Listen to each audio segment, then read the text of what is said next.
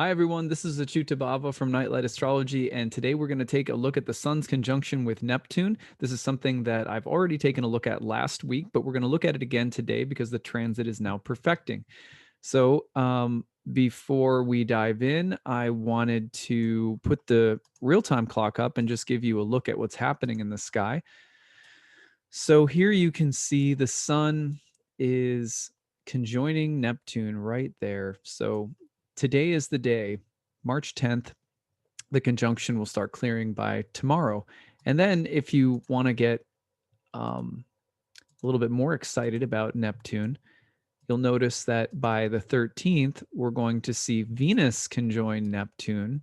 Very romantic placement. We'll take a look at that one as well as the new moon comes through in Pisces. So the next couple of days are just like a Neptune extravaganza. So there it is, and this influence is also going to be toning the entire lunar cycle ahead. So that's why I'm spending a little bit more time with it, even though it's a pretty fast-moving transit. It was funny this morning. I woke up here in Minneapolis, and I hadn't even really seen that it was raining outside. It's a nice, perfect Sun Neptune rainy day that started with me like unconsciously walking around the house singing the rain song from Winnie the Pooh. I don't know if you guys know that one. The rain, rain, rain came down, down, down, da da da da da da da. Okay, so if you have kids, you know that song, and it was like just totally stuck in my head. And I hadn't even looked outside. My wife was like, "Did you know that it's raining?" And I was like, "No."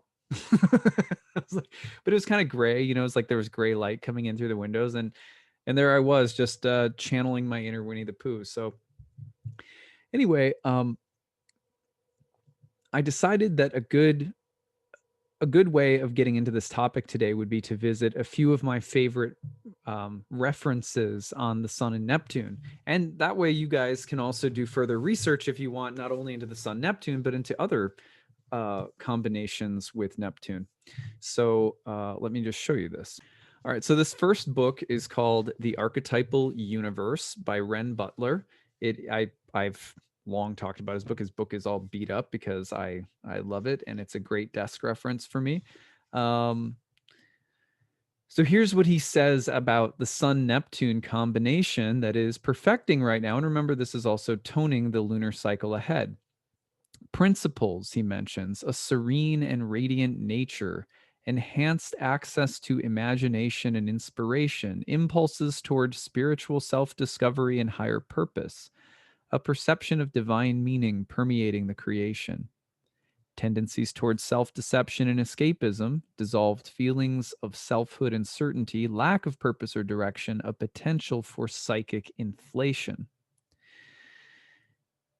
He mentions a few more things: character and themes, a sense of spiritual purpose and vision, inspiration and enchantment, openness and sensitivity, intuition and compassion, an exotic personal mystique, understated strength and charisma, refined self expression, opportunities for inner self discovery. Let's see, access to higher meaning permeating the creation, the divine blueprint or logos underlying all things. You might notice that I started, under this transit, I started a series on the beliefs of ancient astrologers, trying to help people clarify what are the uniting beliefs or underlying principles, you might say, or statements of faith that astrologers would likely agree upon across the ages. So that is right in line with what he's talking about here as blueprint or logos underlying all things. But why is he talking about that? Because the sun is the logos, and the permeation of all things is Neptune. So you have that higher truth, that kind of Platonic sense of logos, which the sun is related to. And then you have this sense of universality and the permeation of meaning and mystical intelligence permeating all things. Shadow qualities, a dissolved sense of selfhood and certainty. If the sun represents our sense of truth, higher intelligence, a sense of guided meaning or purpose in life, Neptune's hazy, foggy qualities can sometimes confound or confuse us and confuse our sense of self, certainty, faith, or purpose. A lack of purpose or direction, feelings of weakened vitality or vulnerability. Now, why? Because the sun is going to represent vitality. It's a luminous source of light, Neptune can dissolve that or weaken it. An increased susceptibility to colds and infections. It's almost as though Neptune is about suggestibility or the ability to be influenced, or a more porous um, quality. And if you think about immunity as the ability to protect or defend against pathogens, then we have the potential for an increased susceptibility to colds and infections, or even immune system responses in general. Addiction as an unconscious substitute for mystical union. That's a good one. The sun wants to unite with higher truth when it's with Neptune, let's say, but sometimes we'll take a cheap substitute like the bottle, getting addicted to something. A diluted spiritual image of oneself. Um, I have dealt with people, for example, when people have Sun Neptune transits in their birth chart, sometimes they'll go through a period where I'm thinking about some of my own Neptune transits that I've had. Like, for example, when I first, drank ayahuasca years ago, there was a period of time that I went through where it was so profoundly healing, but it was also, it also like almost distorted my sense of myself. Like, I was overly confident because of my experiences when I think it was 23 or 24 when I first started drinking ayahuasca. 22 maybe, I don't even remember. It was early 20s, 23 I think. And those experiences temporarily inflated my ego, even though they were legitimately mystical experiences. So you have to be careful for the way in which Neptune can deliver this otherworldliness, but also the inflated qualities. I can't tell you how many times, as owning a yoga studio for a decade, that I saw this exact thing happen. And I wouldn't be surprised if I were to look at the charts of people that I saw this happening to if there was a Neptune transit. They would have a peak experience religiously or spiritually while on a yoga retreat or taking a training or getting into yoga for the first time or developing a meditation practice. And immediately someone goes, "This is all I want to do with my life."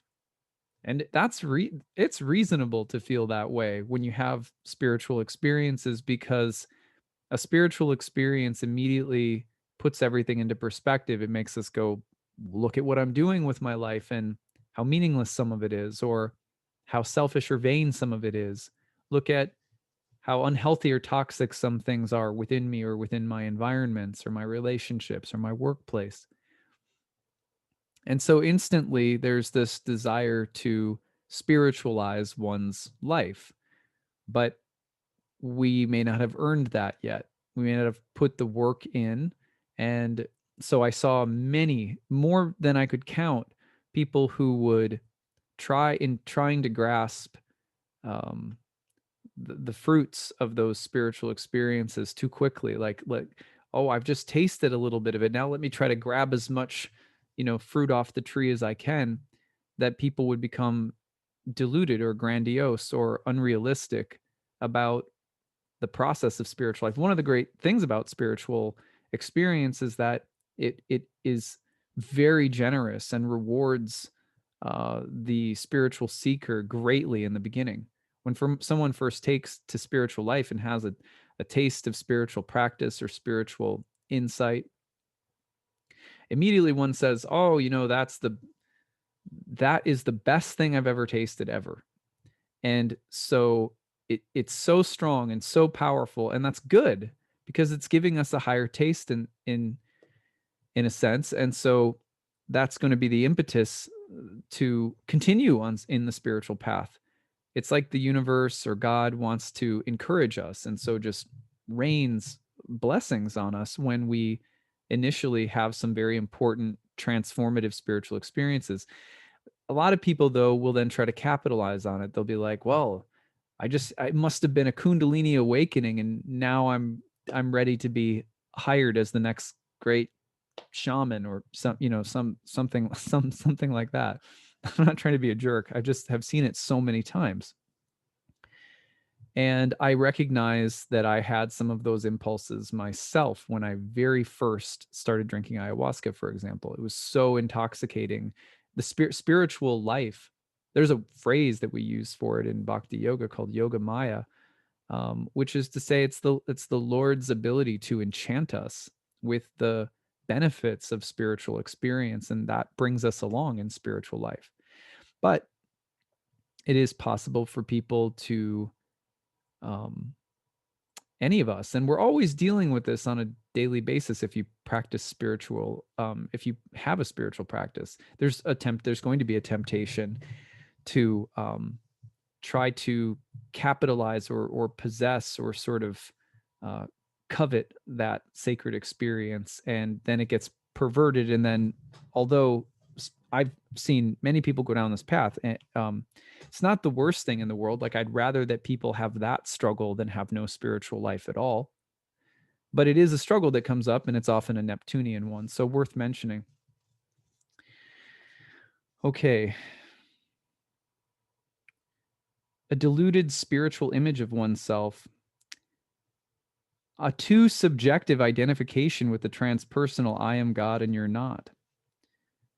The self-made guru, the self-styled right-hand man or woman of the prophet.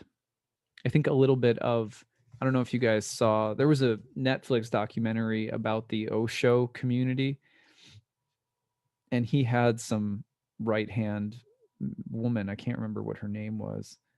But anyway, she figured she had played a large role in that documentary. And as I was watching it, I remember thinking she's got to have a Neptune, really strong Neptune in her chart, maybe with the sun. Okay. Anyway, now let's talk about nature and the arts. Ocean and sun, blessed sunshine, devotional art and music, submersion in the creative process. Cinema, mystical and religious themes, actors who resonate with gentle, sensitive, unassuming, magnetic, enigmatic, dreaming, smoothie, breezy, and sometimes bland characters. The invisible cosmic sun, this is archetypes and spirituality, the divine or heavenly father, Apollo, Buddha, Christ, the Greek islands of the blessed, an eternal sunny paradise at the end of the world. Atman, or the individual self, is commensurate with Brahman, it's the universal self. All things, all beings are ultimately without self, the Buddha. So different ideas about self, dissolving the self, unifying the self with the higher self. These all tend to be Sun Neptune archetypes. So at any rate, I highly recommend this book because it has lots of good references. I want to read you something else from Liz Green in a moment. Right now, my daughter and I are reading the solar-themed Voyage of the Dawn Treader. I'm reading it to her every night, and there is a gloomy and naughty character named Eustace. And in the story, Eustace, who's a real pain in everybody's butt as they're traveling around these mystical islands off in the ocean. It's a super solar book. Eustace wanders off, and he comes to, in the rain, he comes to a cave with a pool outside of it, and there's a dragon that crawls out of the cave and breathes its last breath and dies right in front of the pool. Eustace then ventures into the dragon's cave, and as he's walking about, he realizes that he's walking on top of a vast treasure trove. Dragons love gold. Dragons love treasure. We talked about gold fever with Neptune last week, you might remember. So in The Hobbit, it's the same way too. The dragon comes because of the gold, and the dragon is often a symbol of greed. So he takes this like gold bangle and he puts it on his arm, and he ends up falling asleep. And when he wakes up, and remember, everybody's looking for him and worried about him, and he just doesn't care.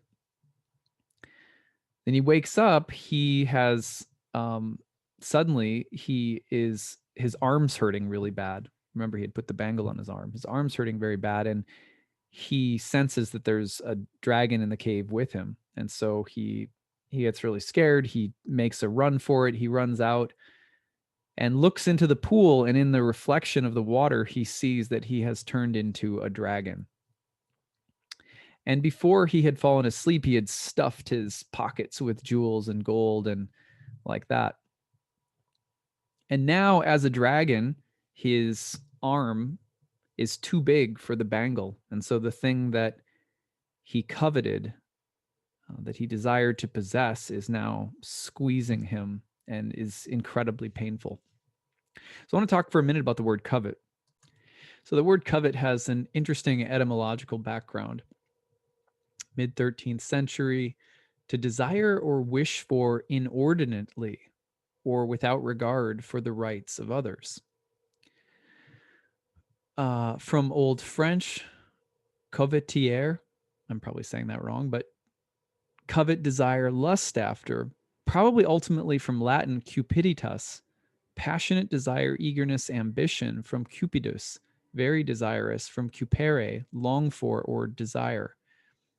Now, to desire, to wish eagerly for, to obtain or possess. Take the etymology of desire. To wish or long for, express a wish to obtain. Also, the original sense perhaps being await what the stars will bring, from the phrase decidere, from the stars. From sidus, genitive sideris, heavenly body, star, or constellation. A craving or yearning, an emotion directed toward attainment or possession of an object. Decidere, await what the stars will bring. So I just love doing this with words because I learn a lot from it, and I start creating a movement in my head of images. Once we have images moving in our head, we're closer to archetypes, because archetypes are not simply conceptual, logical statements, and they're not archetypes are not concrete, they're living, which is why moving planets in the sky make such good carriers of archetypal meaning and archetypal depth and multivalence. So Eustace comes out of the cave and he sees that he's a dragon. And the thing that he had coveted, desired, wished for, longed for, that in a sense came to him.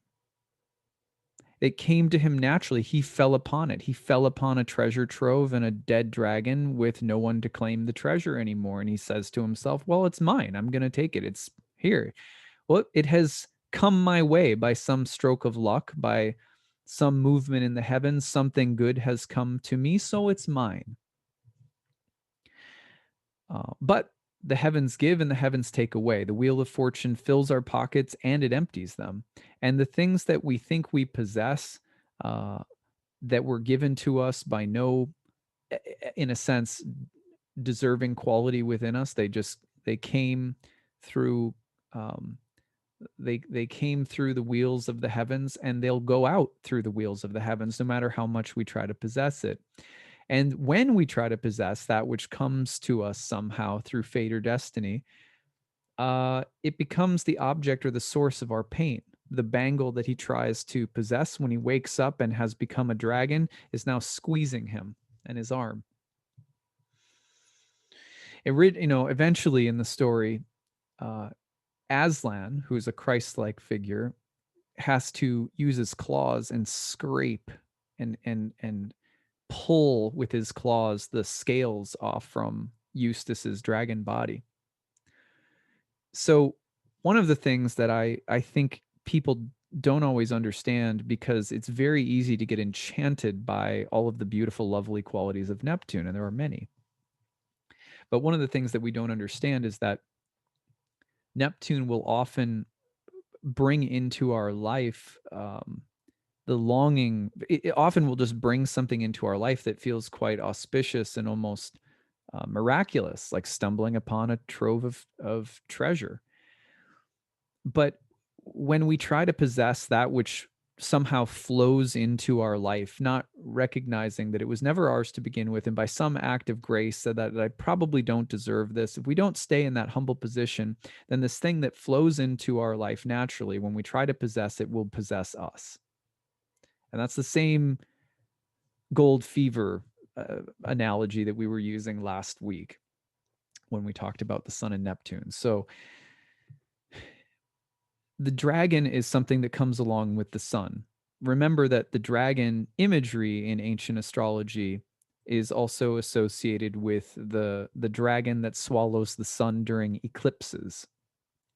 And so the idea of what we long or lust for and try to possess as some kind of gold eventually will swallow us. The Rahu imagery in Indian tradition, the typhus or typhon imagery in ancient Greek mythology, both associated with eclipses, and both have to do with serpent or dragon, emblematic of greed and possession that we become. It possesses us and it squeezes us. The same thing that we tried to squeeze will eventually squeeze us. So when we try to retain and hold things, eventually they're like a python. They squeeze us to death. We're squeezed by our own desire. What we don't realize is that the desire to possess, in other words, is, you could say, like, even I remember this very clearly in some of my ayahuasca experiences in South America, where there was much the intestines being turned by the medicine. It feels like you're being squeezed by cosmic boa constrictors, and you'll often see them in the visual field in ayahuasca ceremonies. And you're retching this stuff up. And what do you have? What does everybody say? I mean, like unanimously, it was stuff I was holding on to. And then the serpents come and squeeze it out of me. So Neptune and the sun can bring these things into our life that are really quite beautiful and alluring, but be careful that you recognize, because what do people also experience during the ayahuasca ceremonies, for example, when it comes to these things that we've been holding on to, that sometimes people will experience them as things that I've been holding on to, and then other times people will say they were demonic forces or entities or energies that were holding on to me. And I really think that it's sort of two sides of the same coin. I'm not someone who needs to concretize and make it some other energy that possesses us, though I do think that that's real. But some people will also recognize, as much as some energy or force has been possessing me, that's a kind of personification, or it's an embodiment. It's a spiritual embodiment of something that took hold of me, a perversion in my own mind. We create our own demons, in a sense, in other words. And these things that we try to possess us. So this is, with Neptune, very subtle and oftentimes especially hard to recognize because of the way that Neptune sun, Neptune exalted Venus, Neptune new moon, all the stuff that's coming up right now can bring something into our lives that feels like it's this, miraculous blessing, or it's this really auspicious, unexpected thing that has sort of come in with this Jupiterian uplifting quality behind it. And I'm certainly not telling people to be cynical, but I am saying that when something comes into your life like that, um, I wonder, for example, what happens to Eustace if, when he sees the dragon's treasure, he admires its beauty and says, well, it's not mine. It's not, just because I stumbled across it doesn't mean it's mine. Don't stuff my pockets, but I'm going to go and tell everyone else about it. It's usually like in a story like that one becomes the inheritor of some kind of great wealth or treasure. When one initially looks at the thing that comes to them and says, oh, that's really beautiful, it's not mine, I don't deserve that, I don't necessarily want that. There's actually, I think it's in the Chinese culture, so maybe it's Confucian. I remember reading an I Ching commentary at one point that said, when someone gives you a gift, you always want to give one in return, because there's a weird way in which being given a gift out of nowhere can act like a curse upon a person. And I think it's exactly because of this idea that when something fortunate comes into your life that you think, well, of course I deserve it. Of course it's mine. Of like, of course I'm favored by the gods, or, you get inflated somehow. And the same thing happens in spiritual life. As we were saying earlier, you have some kind of mystical experience, you have some kind of awakening or realization, and it is real. That's not in question. But then I'm entitled to it. It was mine. It was my Kundalini awakening. It's my special power. It's my insight. It's my promise. It's what am I going to do with it? Start, you know, start trying to capitalize on it somehow. Take the treasure, put the bangle on your arm, but then you wake up and you're a dragon the next day. In The Hobbit, it's similar. How does Smaug, this great dragon, come into the cave to possess everything, to possess and hoard all of the wealth? Because the dwarves, who are these miners, become greedy. They have this way of hoarding resources and not sharing them, and the desire to possess and control and like that, whether it's truth or goodness or beauty or opulence or any good quality, trying to possess it, acting as though we're the owner or author or controller or supreme, that calls the dragon. The dragon comes, and the dragon isn't an evil creature. The dragon is actually also a very auspicious creature, and there's also many ways in which we can understand dragons, not in terms of the greedy hoarding, emblem of human darkness or possessiveness. Dragons are. I just watched a movie with my daughters, and when my mom was here, so they got to watch a movie with grandma, which was really exciting for them. And it was called Raya and the Last Dragon, I think it was called. It's a new Disney movie. So we watched this. And dragons in that paradigm are the bringers of life and rain, and they're like demigods in a sense. So I certainly am also not trying to peg dragons as bad, because I'm a big dragon fan. And also, there's one of the things that the dragon represents in alchemy is also like the serpent that sheds its skin. Dragons are signs of rebirth and regeneration, and ultimately, even if there is an element of subterranean darkness, possessiveness, greed, ego that we have to face when sort of quote unquote slaying the dragon, a different image of the dragon is the one that devours the ego. The dragon consumes Eustace, and then Eustace has to have his skin pulled off, like a serpent shedding its skin, in order to be reborn. So I think dragons are these creatures that also um, become symbols for elemental and like primordial rebirth. And when you have a spiritual experience and people are, let's say someone just immediately feels that imagery of the Kundalini, a serpent rising up the spine. Something about that imagery is vital and beautiful and very healthy. But typically, in order to soar to the heights and rise up from the depths, like for example, in the first hexagram of the I Ching, all yang lines rising up, you have the imagery of a dragon rising from the depths upward into the sky. That the process of ascension, you could say, spiritually speaking, is one that starts in the depths and has to rise up. And so the dragon, even though the dragon may take us into these deep dark places, there's always an element of rising upward and finding something fertile. So, for example, in The Hobbit, what is the effect of Smaug ultimately?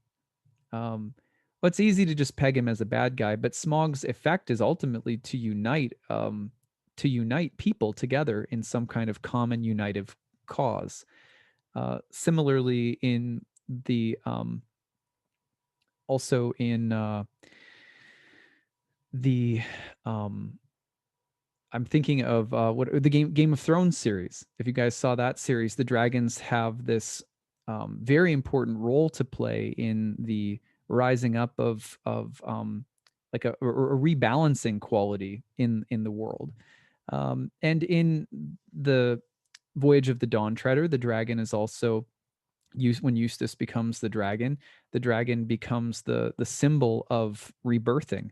So when we have a solar eclipse, for example, you're not just talking about something. Yes, there are ways in which a solar eclipse can include those devouring dark serpent-like images that destroy something that should be virtuous, or the emblem of light and truth or beauty, in that the sun represents the logos, the destruction of the logos, or something like that. But also, it is the crucifixion and resurrection motif with Eustace. He has to have the scales ripped off from him. It's very painful, but then there's this rebirthing, and in that he transforms from glum and sour and self-contained and cynical to radiant, generous, right? So he gains a sense of self-respect and strength.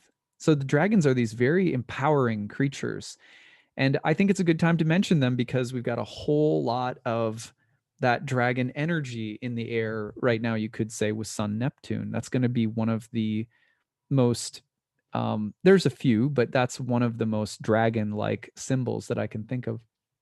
Anyway, so I wanted to read you guys one more thing. This comes from Liz Green. This is on one of my absolute favorite book on Neptune, called The Astrological Neptune by Liz Green.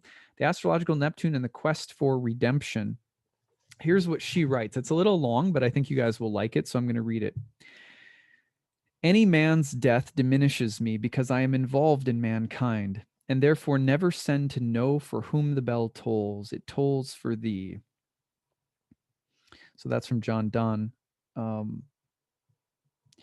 When Neptune aspects the sun, the need for individual self-expression and the longing for the formlessness of pre-birth are forced into dialogue. The subject of the conversation, conscious or unconscious, is the purpose of one's life. Now that's the sun again. The sun and Neptune are uneasy bedfellows, and it generally takes at least until the time of the first Saturn return for the individual to begin to fathom how to live with this disturbing cohabitation. That it is possible is suggested by the Greeks, who coupled the two gods in their joint shrine at Delphi, presenting the worshipper with an alternating rhythm of solar clarity and chthonic ecstasy. See, there's the chthonic is again, it calls into mind the serpent in the depths. So solar clarity and chthonic ecstasy. You have to lose your mind a little bit with the sun and Neptune, right? You have to lose that. The logos also, one of the things that's said about Eustace in the Voyage of the Dawn Treader is that he's overly rational and tries to control everything in his head. So losing that somehow, it brings the sun into something more than just the higher logical truth. It becomes something larger, presenting the worshiper with an alternating rhythm of solar clarity and chthonic ecstasy, each with its own part of the year set aside for the appropriate rituals. This was at their joint shrine at Delphi. Because the sun symbolizes those values and goals which develop fully at midlife, forming the bedrock of the individual's sense of personal destiny, the Sun-Neptune individual needs to include the Neptunian world in his or her chosen path in life. Otherwise, nagging discontent, disillusionment, and apathy may undermine everything one tries to do. So if you have a Sun-Neptune aspect in your chart, this might be, helpful to hear. All the Sun Neptune aspects, hard and soft, require some expression of the pre birth realm through an individually developed medium, preferably, but not necessarily, one which can be pursued as a vocation or profession. The Sun always wants to. It's the planet of aspiration and ambition. So for us in this world, that's often sometimes going to embody itself in a career, which is also why I was saying earlier that so many people, when they have this kind of experience, will immediately want to take it on as a life path. And it's not that you can't, it's just we have to be realistic about how long that can take, or what kind of process may be involved in that, what kind of determination is needed. All one has to include, including the Neptunian world, might sound simple. All one has to do apparently is think transcendent thoughts, but the sun is a dynamic force which seeks to express and actualize. It must radiate out into life and make some impact, however small, in the outer world. If the person is to avoid the illusory comfort of an escapist spirituality, he or she must find a vehicle that offers an outlet for Neptune's sensual and emotional theatricality, as well as its longing for fusion with the divine. Most importantly, this vehicle must be individual. Doctrines, however beautiful and worthwhile they might not seem, are not individual unless they're processed through one's own experience and values. In Bhakti, for example, we say that the teachings are important, but the way that you embody them and are able to speak to others about them through your own lived experiences, according to time, place, and circumstance, is what real realization means. So that's a Sun Neptune thing, too. Do I just become a medium or a conduit for something or someone else? Or do I find a way to become a medium for something higher, but also through the filter of my own individuality? Sun Neptune may signify the musician, the actor, the composer, the playwright, the writer of poetry and fiction, the painter, the filmmaker, the photographer, the astrologer, the experimental scientist who relies upon inspiration as well as empiric research. Think a little bit like Einstein. Or the therapist, counselor, or teacher who works with the products of imagination in order to heal. Neptune may also feel at home nurturing or redeeming an environment which echoes Eden. Neptune's empathy with human suffering and longing marks the Sun Neptune's individual creative endeavors with a quality of universality. He or she can communicate in a language everyone understands. These forms of expression are solar as well as oceanic. They have body, although they are fluid. They necessitate conscious effort, dedication, individual choice, sensual contact and imagery, and a subtle relationship with the rest of life. Tall order, right? Neptune makes the sun ego porous, open to the waters of the unseen world. But the unseen is not just transcendent light, it is also primal darkness. See, there's the dragon in the depths coming up to the light from the first hexagram of the I Ching. If one tries to befriend the little fish without the big one, the darkness may rise up through other channels: alcohol, drug addiction, compulsive eating disorders, sexual difficulties, or disabling or disintegrating mental or physical illness. Or it may be experienced through projection and by some blackly humorous quirk of fate. One's partner or child will embody all the murkier Neptunian elements that one most strongly repudiates within oneself. The Sun Neptune person, like Pentheus, may initially succeed in banning the god, but may end up marrying a manic depressive, a hysteric, an alcoholic, or giving birth to a little Dionysus who becomes a drug addict when he grows up.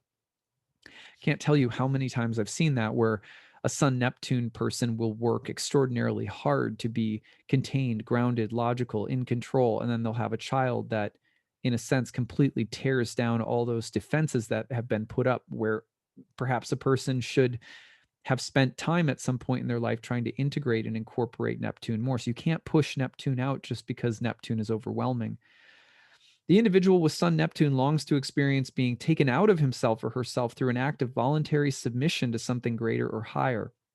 The Sun is the natural ruler of Leo and associated with bigness of heart and love. I'm going to skip over a few parts. Those common dreams in which one discovers oneself naked in the middle of a crowd in a public place portray the painful experience of self-exposure. So there's a lot that with the Sun Neptune about having something inside us that has to come out, but also struggling somehow to actualize this thing. Now, the part I wanted to read for sure before finishing, because there's about another page and a half, so I won't read all of it. Sun Neptune, like all solar aspects, describes one's perceptions of the personal father. The individual may have experienced a vanishing father who is emotionally or physically absent or ailing and weak.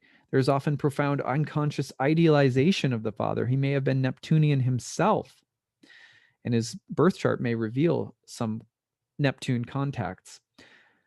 The father's life may appear to have been wasted, its creative potentials dissipated in alcohol, womanizing, depression, illness, or repeated financial failures. On some level, the father, inaccessible yet fascinating, damaged yet promising the ecstasy of fusion, beloved yet a failure to his offspring, may appear as a Christ figure, a redeemer, himself in need of redemption, hidden behind or driven away, perhaps by a more prosaic wife. For example, I can't tell you how many times I've seen people with a Sun Neptune contact who say, my mother was really sort of controlling and practical, and my father was this like artistic personality, and they really clashed. That's very common when people have Sun Neptune combinations. So I have met many Sun Neptune people whose fathers were talented actors, musicians, writers, and painters, although frequently these fathers could not make their talents work in outer life or abandon their gifts or never express them at all once they embarked upon marriage and fatherhood. The individual with Sun Neptune may pay for this dreamer father with a gnawing internal sense of impotence. Sooner or later, he or she will have to develop self-confidence from scratch because the personal father could not offer a strong enough example. I wanted to talk about the father karma around the Sun and Neptune in particular because the experience that a lot of people have of the Sun in their chart is going to echo something about their father. The best and most basic way that a father in an archetypal psychological sense can support their child is, and you've heard me say this before, it's real cosmic Mr. Rogers. It is, I love you because you're you.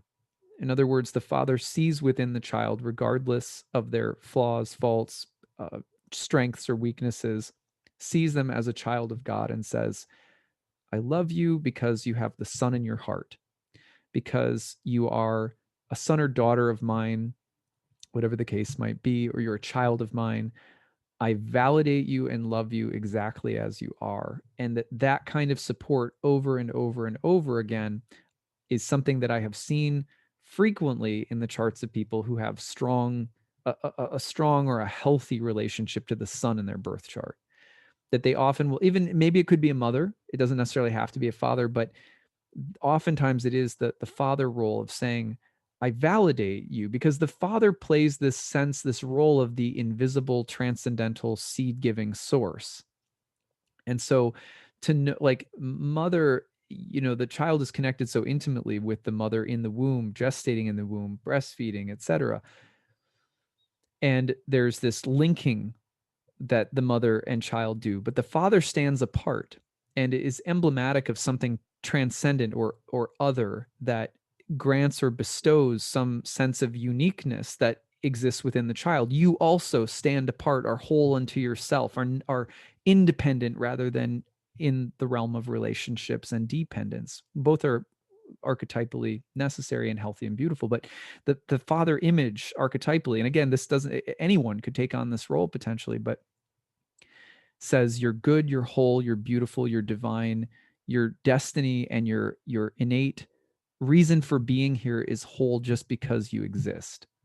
So now bring in Neptune, Sun Neptune. Now imagine that the the the father figure within us, with that sense of utter unique individuality, that what comes with it is the sense of being bestowed with some transcendental, imaginative, it becomes much more almost otherworldly, grandiose, vast, imaginative, fantastical.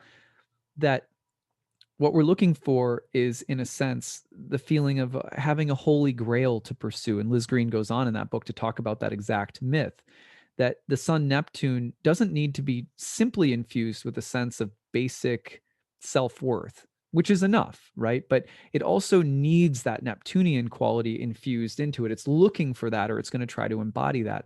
The timeless, the imaginative, the infinite, the unitive, the subtle, the formless, the Edenic, the utopian, right? So it is hard, really hard for anyone in the world to offer us that kind of validation, which is exactly why Green explains that you will so often see a person feel like they have some role model in their life, maybe a father in particular, whose role it is, obviously, archetypally speaking, to build up that sense of innate worth and self-confidence. But who can do that?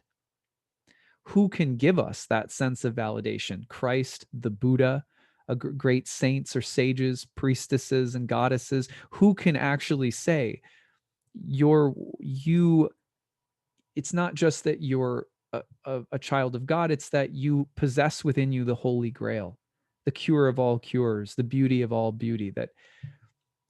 And that's no human can really bestow that upon us. And that's why it's also so difficult for Sun Neptune people to feel that they're accessing, or somehow they're able to communicate or transmit that thing that they feel is within them and is essential to who they are.